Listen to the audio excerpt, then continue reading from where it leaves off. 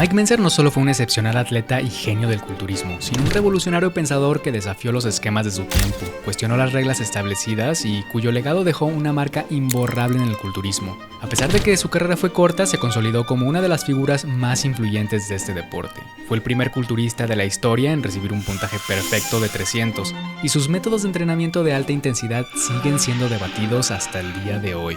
Pero detrás de sus triunfos, innovación y ese gran físico, yace una historia de lucha, controversia y tragedia. Esta es la historia del enigmático y complejo Mike Mentzer.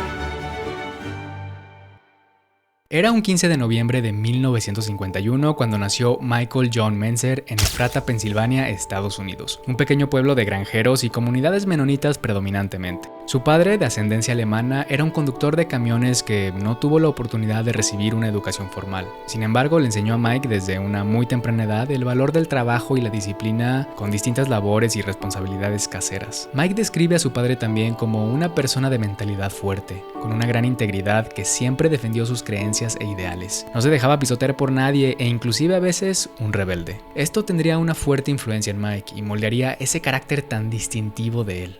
Mike tuvo 3 hermanos, su hermana y hermano mayores y un hermano menor, Ray Mentzer, quien más adelante seguiría los pasos de Mike en el culturismo.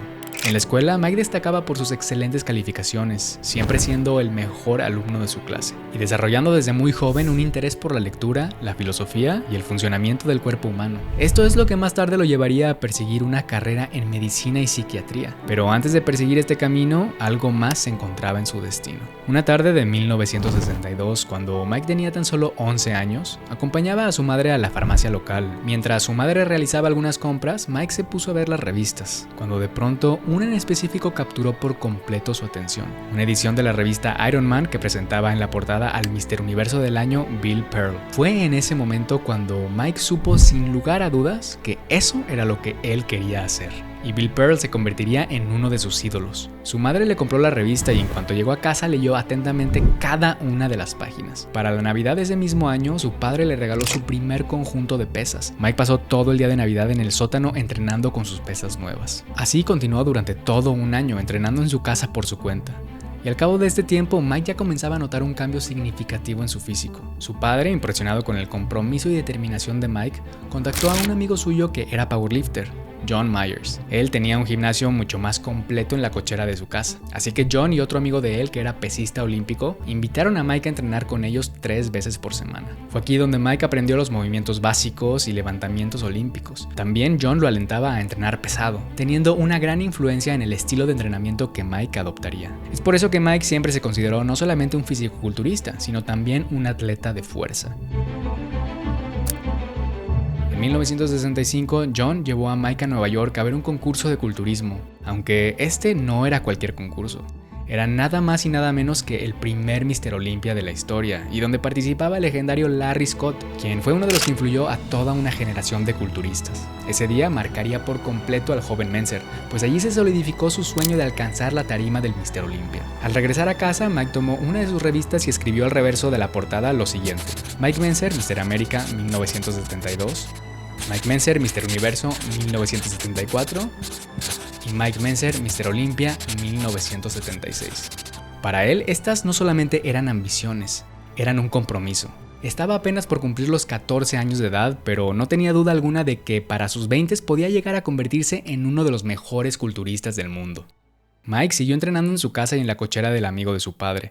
A los 18 años había construido un físico bastante decente, así que se inscribió a su primera competencia, el Mr. Lancaster de Pensilvania de 1969. Arrasó por completo en esta competencia, por lo que pasó al nivel estatal, ganando el Mr. Pensilvania un año después.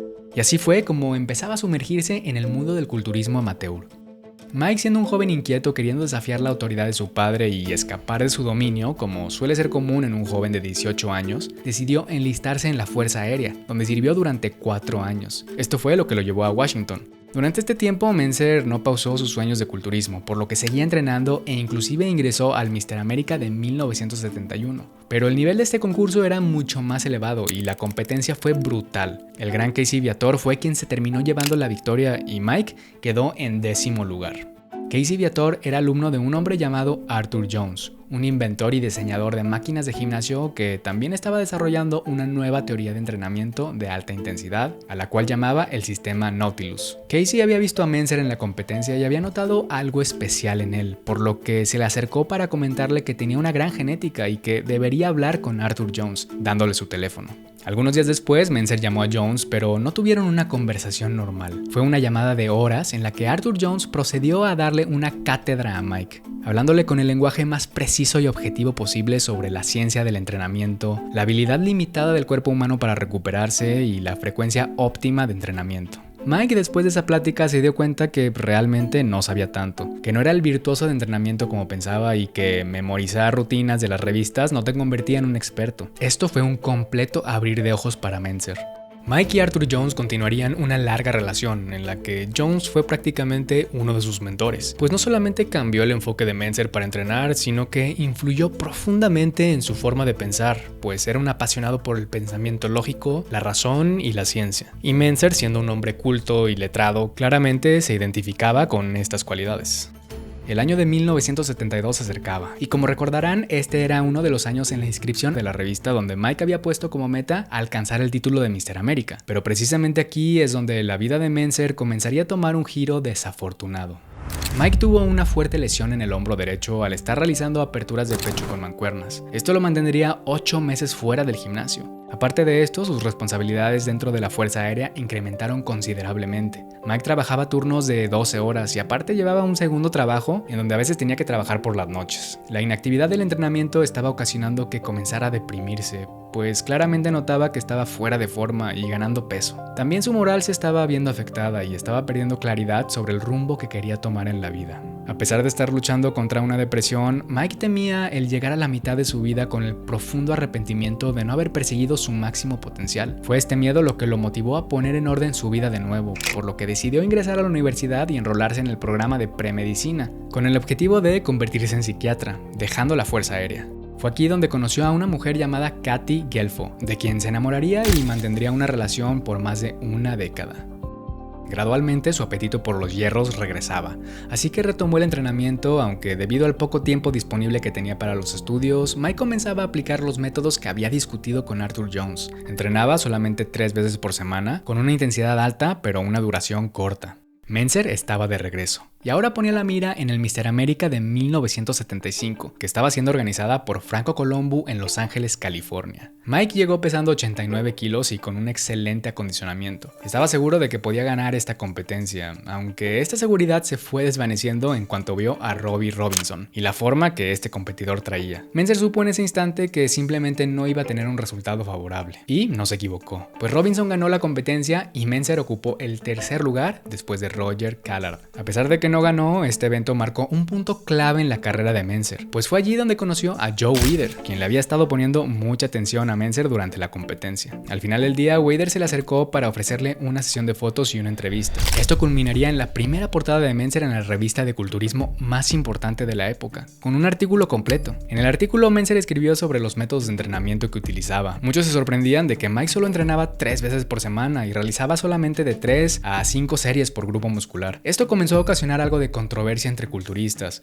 pues la tendencia de la época era prácticamente todo lo opuesto: entrenamientos muy extensos, compuestos de muchos ejercicios, series y repeticiones. Inclusive algunos entrenaban 2 veces al día. La mentalidad era más es mejor. Mentzer creía que esto era completamente excesivo e inclusive contraproducente, siendo un pionero en aplicar conceptos científicos al entrenamiento de fisicoculturismo, priorizando los factores de fatiga y recuperación. Mike continuó con sus estudios mientras se preparaba para el Mr. América del 76. Ese invierno se propuso mejorar su físico considerablemente entrenando con su hermano Ray, incrementando la intensidad y los pesos. Así logró ganar 7 kilos de músculo, y al llegar a la competencia los jueces quedaron completamente impresionados con la forma mejorada de Mentzer. De los 9 jueces, todos ponían a Mentzer por delante de Roger Callard, excepto uno: Arnold Schwarzenegger, quien casualmente formaba parte del jurado ese año y era amigo de Callard. Pero a final de cuentas esto no importó. There is the overall champion, Mike Mentzer from Washington, D.C. A pesar de estar 4 años atrasado con la meta que el Mike Mentzer de 14 años había escrito en la revista, por fin lo logró. Venció a Roger Callard y así cumplió el sueño de convertirse en Mr. América de 1976. Esta fue la victoria más satisfactoria para Mentzer en toda su carrera. Sin embargo, para 1977 las dificultades en la vida de Mike incrementaban. Tenía que balancear los demandantes estudios de medicina, 2 trabajos, el entrenamiento y no veía a su novia Katy tanto como quería. Su situación financiera tampoco era la mejor, lo cual lo mantenía bastante preocupado. Mike estaba perdiendo rápidamente el interés por convertirse en psiquiatra y pagar su carrera de medicina se estaba volviendo inviable. Joe Weider le había ofrecido a Mike un trabajo dentro de su revista. Esto implicaba que tenía que mudarse a California. Mentzer había rechazado esta oferta originalmente, pero ante su adversa situación financiera y descontento con la carrera universitaria, Mike tomó la decisión de aceptar la oferta de Weider, salirse de la universidad y mudarse a California. Su nuevo plan ahora era perseguir de lleno su carrera como culturista, intentar ganar shows y así alcanzar una mayor estabilidad financiera. Al mes, Katy también se mudó a California. La relación entre ellos mejoraba cada vez más y Katy era extremadamente solidaria con Mike. Lo apoyaba prácticamente de forma incondicional. Weider le dio el puesto de editor asociado en la revista, para la cual Mike lanzó un segmento de entrenamiento el cual tituló Heavy Duty. Este segmento fue un éxito rotundo. Comenzó a venderse tan bien que apenas podían satisfacer la demanda. Por fin las cosas empezaban a cambiar para Mike. Ese año Mentzer viajó a Francia para competir en el Mr. Universo, donde terminó en segundo lugar después del húngaro Karl Skalak, quien tenía una forma impresionante. Esto le hizo darse cuenta a Mike que tenía que incrementar su nivel aún más si quería tener una carrera exitosa en el culturismo, por lo que dedicó todo el siguiente año a mejorarlo. Así, para el Mr. Universo del 78, que fue llevado a cabo en Acapulco, México, Mike llegó pesando 98 kilos, y esta sería una de las mejores competencias en la carrera de Mentzer, pues no solamente arrasó con la competencia, pero también marcó por primera vez en la historia del culturismo un puntaje perfecto de 300. Esta victoria lo consolidó como uno de los mejores culturistas de la época y lo puso en el mapa ante un público mucho más amplio, por lo que su edición de Heavy Duty en la revista de Weider comenzó a venderse aún más. Mike ahora también había cumplido el segundo sueño escrito en la revista. Si bien el físico de Mike no era el más grande, la madurez muscular y densidad que había alcanzado eran realmente impresionantes y pocos competidores le hacían frente en estas categorías.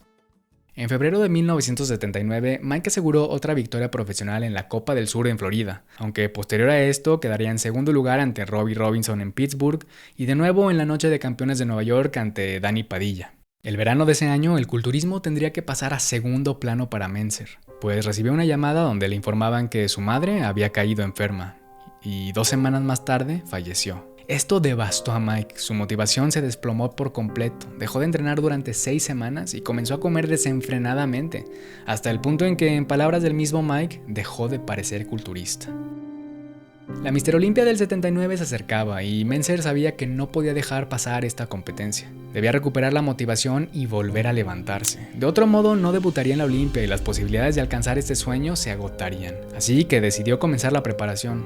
Tenía tan solo 4 meses para llegar a esa tarima en forma. 3 semanas antes de la competencia, su hermano Ray notaba que Mike todavía no alcanzaba un acondicionamiento favorable, por lo que le comentó que quizás sería mejor que no compitiera, que habían tenido un año difícil por la muerte de su madre y estaba bien si no competía, nadie lo juzgaría. Pero estas palabras solo sirvieron como una chispa que llenó a Mike de motivación y lo impulsó a darlo todo en esas últimas 3 semanas de preparación. El día de la competencia llegó y este Mr. Olympia no fue una simple competencia de físicos, fue un choque de generaciones y filosofías. Por un lado estaba Frank Zane, de 37 años y quien era el campeón actual con 2 victorias consecutivas en el Mr. Olympia. Él era conocido por un físico estético y refinado. Por otro lado, Mike Mentzer, la sensación del momento de 27 años con un físico más grueso y denso. También su perspectiva única e innovadora sobre el entrenamiento generaba mucha curiosidad e intriga alrededor de Mentzer. ¿Y cómo se posicionaría en relación a los demás competidores que llevaban un entrenamiento tradicional? En la alineación estaban algunos de los mejores culturistas de la época: Zane, Mentzer, Dickerson, Platz, Robinson, Padilla, entre otros. En ese entonces, el Olympia se dividía en 2 categorías, menos de 200 libras y más de 200 libras, cuyos ganadores competían por el título absoluto. Finalmente, tanto Zane como Mentzer ganaron sus respectivas categorías y se enfrentaron por el título absoluto. Fue una batalla entre las líneas precisas y artísticas de Zane y el físico más lleno y poderoso de Mentzer. Mike tuvo un gran acondicionamiento durante las rondas preliminares. Sin embargo, para la final, su físico se había suavizado ligeramente y había perdido algunas líneas debido a un exceso de sodio, lo que le dio a Zane la ventaja y su tercer título consecutivo de Mr. Olympia. La victoria de Frank Zane, sin embargo, generó debate. Muchos argumentaron que era momento de dejar atrás la era de los físicos más ligeros y otorgar el título a alguien que representara la masa y el poder hacia los cuales el deporte estaba evolucionando. También algunos consideraban que Mentzer tenía un físico más completo. Para este punto se especulaba que la popularidad de Mike en el culturismo podría superar la de Arnold, quien en ese momento estaba en plena transición hacia su carrera en Hollywood. La filosofía de entrenamiento de Mentzer, que enfatizaba la brevedad e intensidad, chocaba directamente con la ideología de alto volumen de Arnold. Esta división filosófica generaba mucha tensión entre ambos, y Arnold no apreciaba que Mike se rehusara a tratar sus métodos de entrenamiento como una verdad absoluta.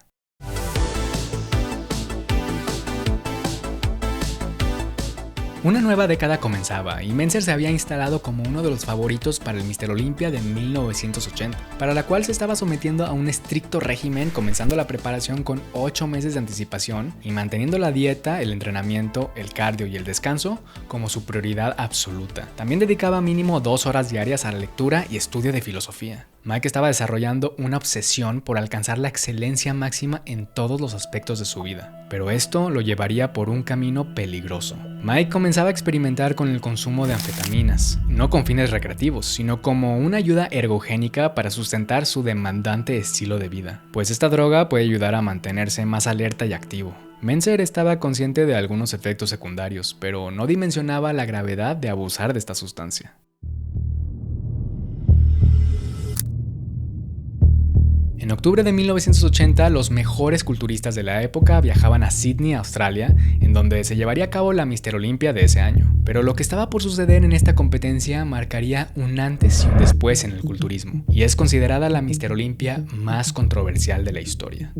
Arnold Schwarzenegger, quien había sido campeón del Mr. Olympia 6 veces consecutivas, para después retirarse del culturismo en el año 75 y enfocarse en su carrera como actor, había llegado también a Sydney, lo cual tenía a todos los competidores intrigados.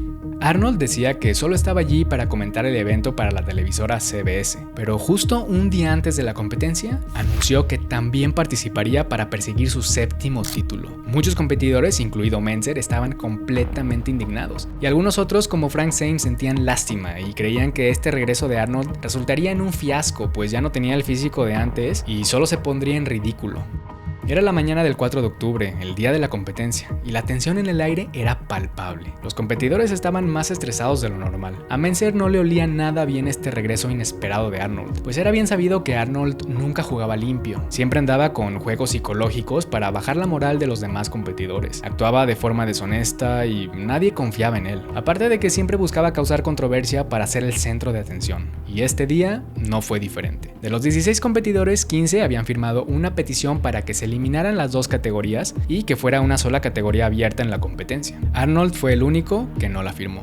Esto dio pie a discusiones detrás del escenario. El competidor Boyer Coe le pidió amablemente a Arnold que explicara sus razones para no firmar la petición, pero Arnold respondía con comentarios burlescos y denigrantes hacia Boyer. Mentzer se levantó en defensa de Boyer, pero Arnold lo trató de la misma manera. La discusión comenzaba a escalar al punto en el que Ben Weider tuvo que intervenir e interponerse entre Arnold y Mike. La situación se calmó, pero Ben Weider le dio la razón a Arnold. Fue aquí donde Mentzer realmente se dio cuenta del poder que Arnold tenía dentro de la IFBB.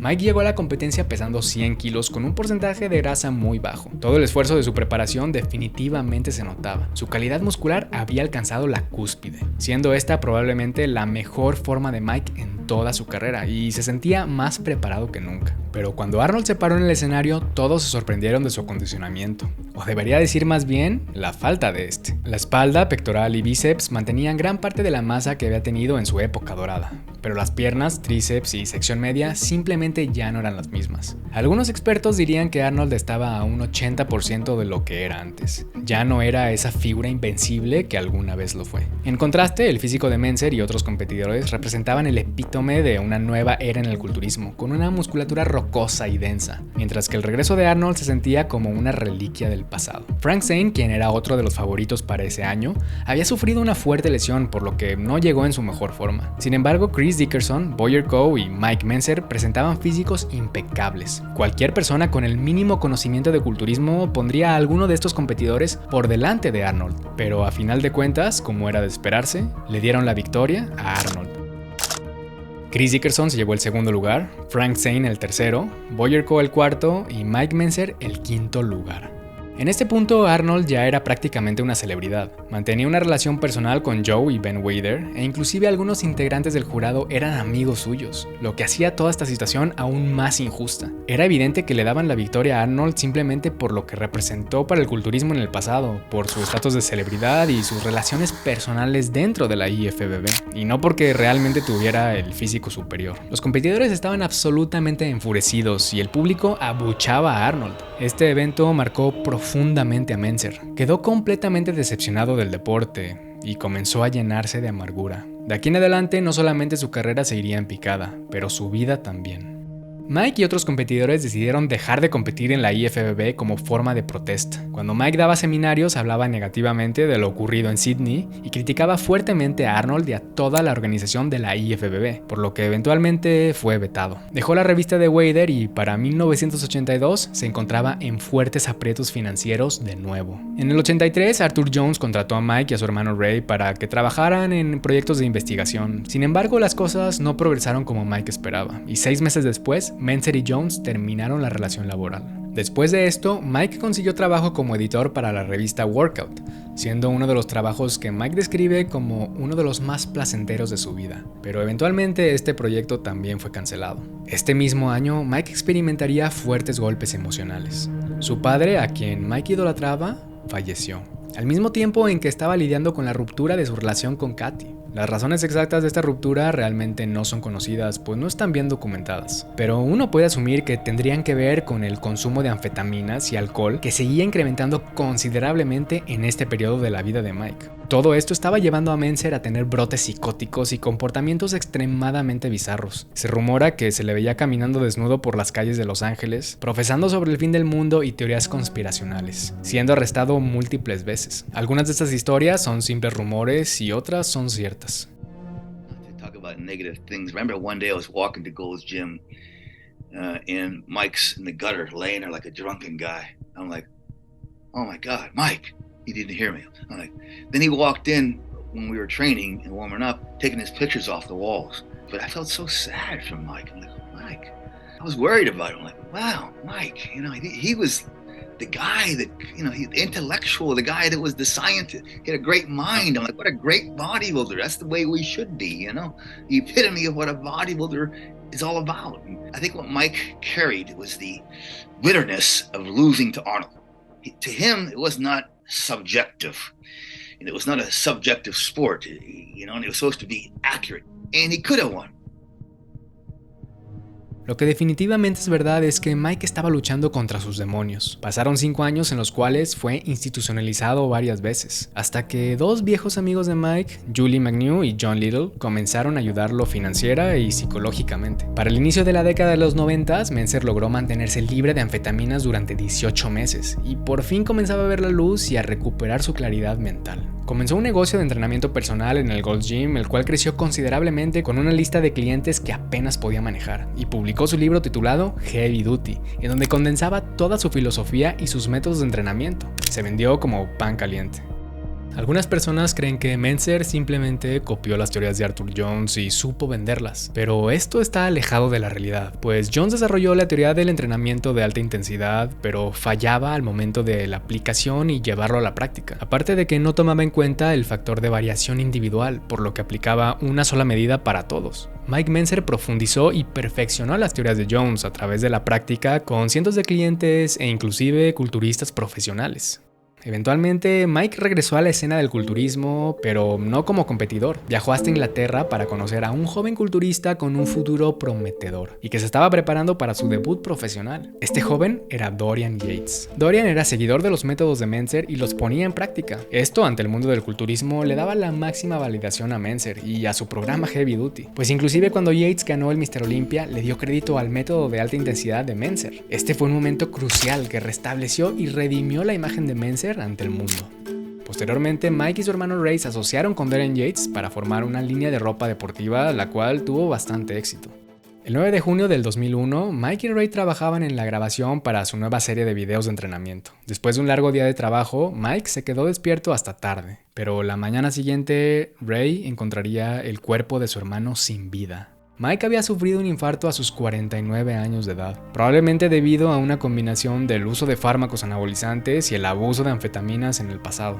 Ray, devastado, comenzó los arreglos para el funeral, pero 2 días después, él también falleció a la temprana edad de 47 años. Sufría de insuficiencia renal y había tenido complicaciones de salud. El mundo del culturismo lamentó profundamente la pérdida de los hermanos Mentzer. A pesar de su breve carrera y su prematura muerte, Mike Mentzer sigue siendo una leyenda en el culturismo. Su innovadora filosofía de entrenamiento de alta intensidad y su carácter único desafiaron la sabiduría convencional, inspirando a innumerables atletas a entrenar con propósito e intensidad. El legado de Mike Mentzer perdura como un símbolo de determinación inquebrantable, curiosidad intelectual y la persecución de la excelencia a su máximo nivel.